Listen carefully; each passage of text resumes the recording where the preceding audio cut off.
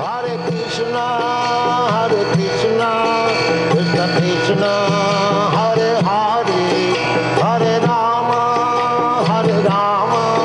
Rama Rama, Hare Hare. Hare Krishna, Krishna Krishna. And now Chapter 2, Beyond the Senses, from the first canto, 8th chapter, and 19th text of the Srimad Bhagavatam. Hare Krishna, Krishna Krishna, Hare Hare, Hare Rama, Rama Rama, Hare Hare. Hare Krishna, Hare Krishna.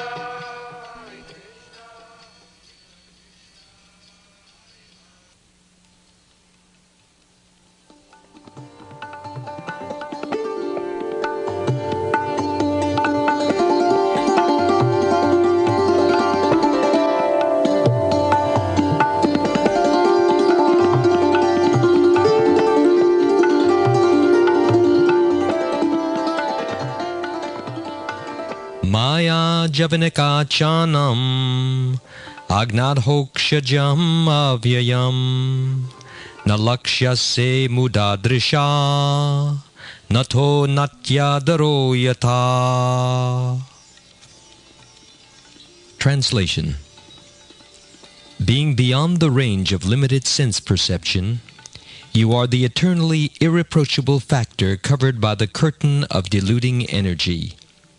You are invisible to the foolish observer, exactly as an actor dressed as a player is not recognized.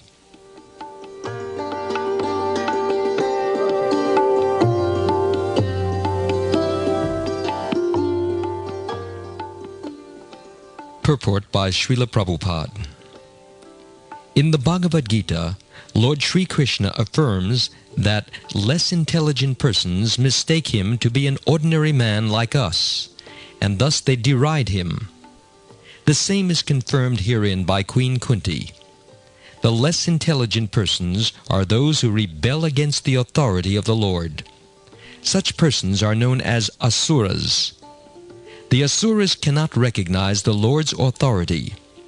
When the Lord himself appears among us as Ram, Nrsimha, or Varaha, or in his original form as Krishna, he performs many wonderful acts which are humanly impossible. As we shall find in the 10th canto of this great literature, Lord Sri Krishna exhibited his humanly impossible activities even from the days of his lying on the lap of his mother. He killed the Putana witch, although she smeared her breasts with poison just to kill the Lord. The Lord sucked her breast like a natural baby, and he sucked out her very life also. Similarly, he lifted the Govardhan hill just as a boy picks up a frog's umbrella, and stood several days continuously just to give protection to the residents of Vrindavan. These are some of the superhuman activities of the Lord described in the authoritative Vedic literatures like the Puranas, Itihasas or histories, and Upanishads. He has delivered wonderful instructions in the shape of the Bhagavad Gita. He has shown marvelous capacities as a hero, as a householder, as a teacher, and as a renouncer. He is accepted as the Supreme Personality of Godhead by such authoritative personalities as Vyas, Devala, Asita, Narad, Madhva, Shankara, Ramanuja, Sri Chaitanya Mahaprabhu, Jiva Goswami, Vishwanath Chakravarti, Bhakti Siddhanta Sarasvati, and all other authorities of the line. He himself has declared as much in many places of the authentic literatures. And yet there is a class of men with demoniac mentality who are always reluctant to accept the Lord as the supreme absolute truth. This is partially due to their poor fund of knowledge, and partially due to their stubborn obstinacy, which results from various misdeeds in the past and present. Such persons could not recognize Lord Sri Krishna even when he was present before them.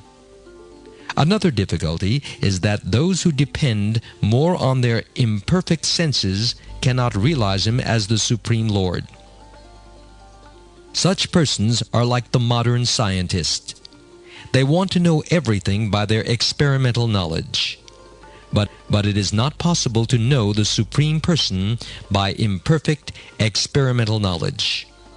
He is described herein as adhokshaja, or beyond the range of experimental knowledge. All our senses are imperfect.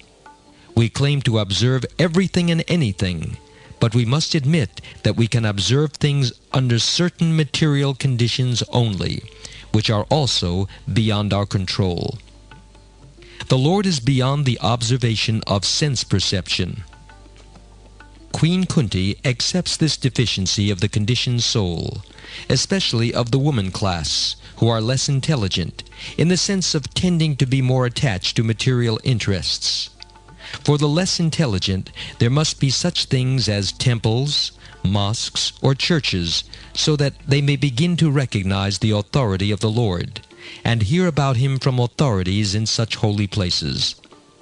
For the less intelligent, this beginning of spiritual life is essential, and only foolish men decry the establishment of such places of worship, which are required to raise the standard of spiritual attributes for the mass of people.